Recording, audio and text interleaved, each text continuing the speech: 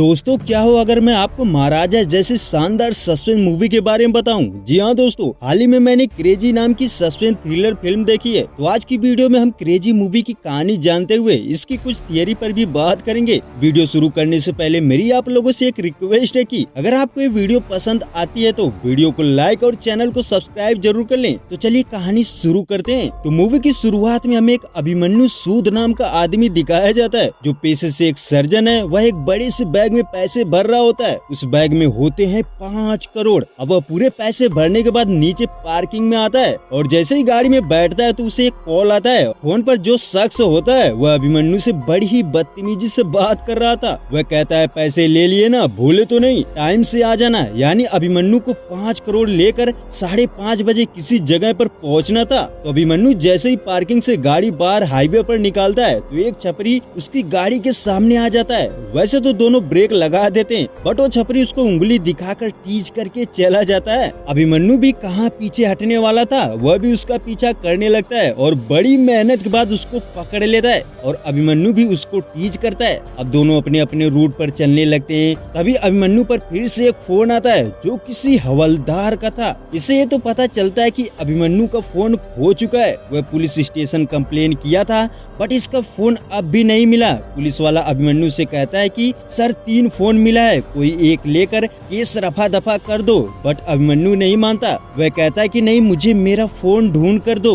अब कहानी और आगे बढ़ती है। थोड़े ही समय में उसे एक और फोन आता है। इस बार किसी अननोन नंबर से आ रहा था। तो अभिमन्यु को पता चलता है कि उसकी बेटी किडनैप हो चुकी है और किडनैपर उसकी बेटी के बदले मांगता है 5 करोड़। किडनैपर ये भी कहता है कि मैं 15 मिनट में फिर से फोन करूंगा, फिर तुमको बताऊंगा कि पैसे कहाँ लाने हैं। अब अभिमन्यु और शॉक्ड हो जाता है। वह घबरा जाता है। उसे विश्वास नहीं होता कि उसके साथ कुछ ऐसा हुआ है, क्योंकि वह इस चीज से शॉक था कि उसके पास 5 करोड़ थे और किडनैपर ने भी मांगा 5 करोड़। ये कैसे? आखिर किडनैपर को कैसे पता चला कि मैं 5 करोड़ लेकर कहीं जा रहा हूँ? अब वह अपनी एक्स वाइफ को फोन करता है लेकिन वह रिसीव नहीं करती। अभिमन्यु उसको कॉल करने को बोलता है। इतने में ही उसकी गर्लफ्रेंड का फोन आता है। वह उसे मस्ती भरी बातें करती है। तभी वह उससे पूछता है कि कहीं तुमने तो मेरे पैसे के बारे में किसी को बताया तो नहीं? वो कहती है नहीं, मैंने तो नहीं बताया। अब अभिमन्यु सोचता है कि छोड़ो यार, प्रैंक कॉल आया होगा, कोई मजाक कर रहा था। तभी कुछ देर बाद देखते हैं उसकी एक्स वाइफ का फोन आ जाता है। अभिमन्यु उससे देविका के बारे में पूछता है बट उसकी पत्नी उससे बहुत नाराज थी और वह उससे ठीक से बात भी नहीं करती। हालांकि उसकी वाइफ को कुछ भी नहीं पता था कि देविका किडनैप हो चुकी है। वह भी अभिमन्यु की बात नहीं मानती। दरअसल इन दोनों में झगड़े की मेन प्रॉब्लम थी इनकी बेटी, क्योंकि उसको डाउन सिंड्रोम नाम की बीमारी थी जिसमें बच्चों के अंदर बुद्धि का विकास नहीं हो पाता और उसके साथ साथ शारीरिक विकास कमजोर होना। तो अभिमन्यु इस वजह से इनको पसंद नहीं करता था। इसी वजह से कुछ साल पहले ही अपनी पत्नी को डिवोर्स दे चुका था। उसके बाद एक बार फिर से किडनैपर फोन करता है। वह लोकेशन भेजता है और अभिमन्यु को बोलता है कि तुम्हारे पास सिर्फ 1 घंटे का समय है। सनसेट होने से पहले तुम्हें इस जगह पर पहुंचना पड़ेगा, इसे मजाक मत समझना।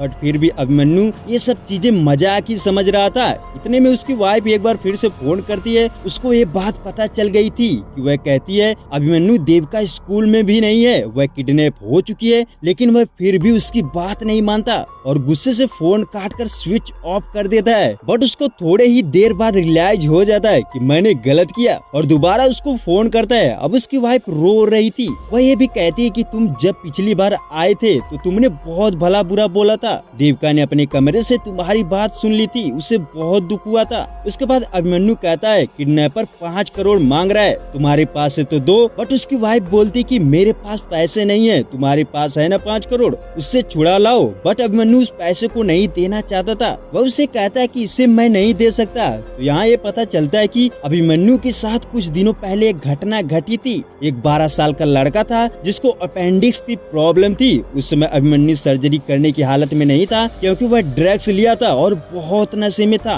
बट उस हॉस्पिटल का मेन ऑनर उस लड़के की फैमिली से बहुत सारे पैसे ले चुका था। वह अभिमन्यु को फोर्स करता है कि तुम्हें ऑपरेशन करना पड़ेगा। अब सर्जरी के दौरान उस लड़के की जान चली जाती है। अब उस लड़के के घर वाले उस पर केस कर दिए थे और वकील का कहना था कि वह बच नहीं सकता, उसको जेल हो सकती है, उसके बचने के कम चांस थे। इसलिए हॉस्पिटल का ऑनर उस लड़के के घर वालों को मना मनाता है और उससे 5 करोड़ की डिमांड करते हैं। यानी अभिमन्यु को 5 करोड़ देने थे जिससे वह बच सकता था। बट उसके सामने एक और आफत आ जाती है। अभिमन्यु जैसे ही लोकेशन पर जाने की कोशिश करता है कि तभी उसकी गर्लफ्रेंड फोन कर देती है। अभी उसको सब कुछ बताता है बट वह अभिमन्यु से कहती है कि तुम्हें फंसाया जा रहा है, तुम समझ नहीं रहे हो। जो लड़का सर्जरी में मरा था ये प्लान उसके घर वालों का है, तुम्हें फंसाना चाहते हैं, तुम पुलिस के पास जाओ। उसकी बातें सुनकर अभिमन्यु पूरा कंफ्यूज हो जाता है। वह सोच रहा था कि किस पर विश्वास करूं और किस पर नहीं। वह हाईवे पर गाड़ी रोकता है, सोचने लगता है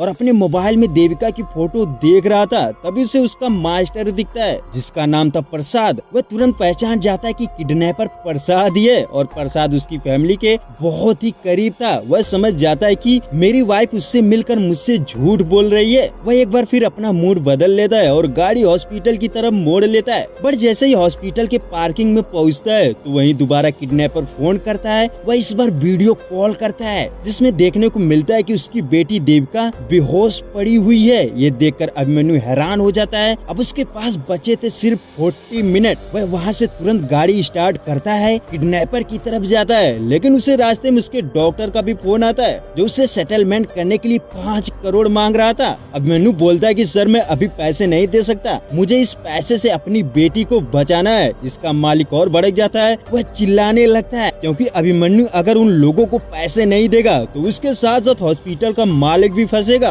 और हॉस्पिटल सीज हो जाएगा। अभिमन्यु गुस्से में था, वह उसका फोन तुरंत काट देता है। तभी उसकी गर्लफ्रेंड एक बार फिर फोन करती है। अभिमन्यु बोलता है कि मैं देविका को छुड़ाने जा रहा हूँ और ये बात सुनकर उसकी गर्लफ्रेंड उससे बहुत रोकती है। वह कहती है कि अगर तुम्हें मुझ में और तुम्हारी बेटी में किसी एक को चुनना होगा तो तुम किसको चुनोगे। अभिमन्यु शांत रहता है, वह अपनी बेटी को चूज करता है। यानी यहीं पर वह अपनी बेटी के चलते अपनी गर्लफ्रेंड से भी रिश्ता तोड़ देता है। इसके बाद कुछ ही समय में पुलिस कॉल करती है क्योंकि उसकी वाइफ पुलिस स्टेशन पहुंच चुकी थी और पुलिस को सब कुछ बता देती है। अब पुलिस वाले अभिमन्यु से पूछते हैं कि डॉक्टर सूद किडनैपर ने तुम्हें कहाँ बुलाया है। वह उससे किडनैपर का पता पूछते हैं बट अभिमन्यु नहीं बताता। वह फोन काट देता है। इतनी तो परेशानी ठीक थी बट उसके पास एक और परेशानी आ जाती है। उसको एक आदमी की इमरजेंसी में सर्जरी करनी थी, वह फंस चुका था। वह अपनी बेटी को बचाए कि सर्जरी करके अंकल को बचाए। वह अपने एक जूनियर को कॉल करता है, उससे कहता है सर्जरी करने के लिए, जो कभी भी सर्जरी नहीं किया था। बट अभिमन्यु बहुत फोर्स करता है। वह कहता है कि मैं वीडियो कॉल पर सब कुछ संभाल लूंगा। इतने में वह अपनी स्पीड बढ़ाता है और गाड़ी को कच्चे रोड पर चलाने लगता है जिससे गाड़ी पंक्चर हो जाती है। समय बहुत कम बचा था। तभी हॉस्पिटल से सर्जरी के लिए वीडियो कॉल आ जाता है। अब अभिमन्यु को एक साथ 2 चीजें हैंडल करनी थी, वह या तो टायर बदले या सर्जरी करवाए। वह बहुत ही परेशानी में लगातार मेहनत करता रहता है और बताता जाता है। बट उसी बीच एक और मुसीबत आ टपकती है कि उसकी बेटी की तबीयत खराब होने लगती है। किडनैपर बीच बीच में उसे कॉल करता रहता है। अभिमन्यु अब एक साथ 3 चीजें हैंडल कर रहा था। एक तो अपनी बेटी को लेकर परेशान था, दूसरी तरफ सर्जरी, तीसरी तरफ गाड़ी। फाइनली जैसे तैसे सिचुएशन हैंडल होती है, सब कुछ ठीक हो जाता है। यानी यहाँ पर अभिमन्यु एक आदमी की जान बचा लेता है। उसके बाद अभिमन्यु टायर बदल कर एक बार फिर आगे बढ़ता है बट तभी उसके पीछे पुलिस पीछा करने लगती है। वह और भी परेशान हो जाता है बट बाद में पता चलता है कि पुलिस उसका पीछा नहीं कर रही थी बल्कि वह कहीं और जा रहे थे। अभिमन्यु के पास सिर्फ 20 मिनट बचे थे। वह गाड़ी तेज भगाते हुए आगे बढ़ता है। किडनैपर ने उसे एक नए ओवरब्रिज का पता बताया था जिससे 1 किलोमीटर पहले टनल के अंदर उसको पैसे फेंकने थे।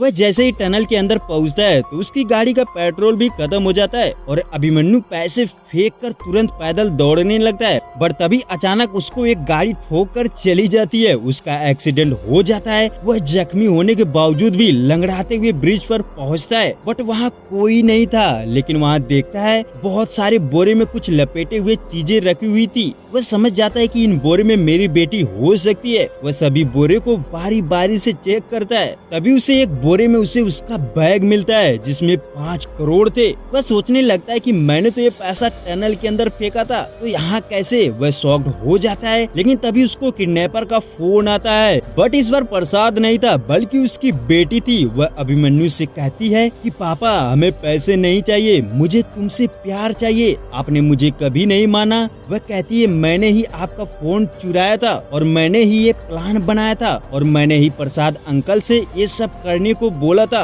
आई एम नॉट क्रेजी, मैं पागल नहीं हूँ पापा। दरअसल अभिमन्यु अपनी बेटी को कभी नहीं मानता था, उसको वह बहुत भला बुरा बोला था, उसको क्रेजी कहता था। यानी उसका कहना था कि वह अपनी तरह इंटेलिजेंट लड़की चाहता था जिसका दिमाग तेज हो। बट जब उसको पता चलता है कि उसकी बेटी नॉर्मल नहीं है, उसको डाउन सिंड्रोम हुआ है, तो वह अपनी पत्नी और बेटी दोनों को छोड़ दिया था। बट देविका के इस प्लान में वह पास हो जाता है। उसके पास दो सिचुएशन थी, उसके पास थे 5 करोड़। उन पैसे से एक तरफ उसको अपनी जिंदगी बचानी थी, वहीं दूसरी तरफ उसको अपनी बेटी को। तो लास्ट में वह अपनी जिंदगी की परवाह न करते हुए अपनी बेटी को चूज करता है। उसकी बेटी अपने पापा को लहूलुहान देखकर बहुत दुखी होती है, वह रो रही थी। तभी देविका उसके सामने आ जाती है। अभिमन्यु भी रोने लगता है। वह कहता है कि मैं अब कभी भी ऐसा नहीं करूंगा। वह अपनी बेटी से माफी मांगता है और उसको लेकर अपने घर चला जाता है। तो दोस्तों ये कहानी हमें बहुत कुछ सिखा कर चली जाती है, क्योंकि एक माँ बाप के लिए उसका बेटा चाहे जैसा भी हो, चाहे मानसिक रूप से बीमार हो या कुछ भी हो,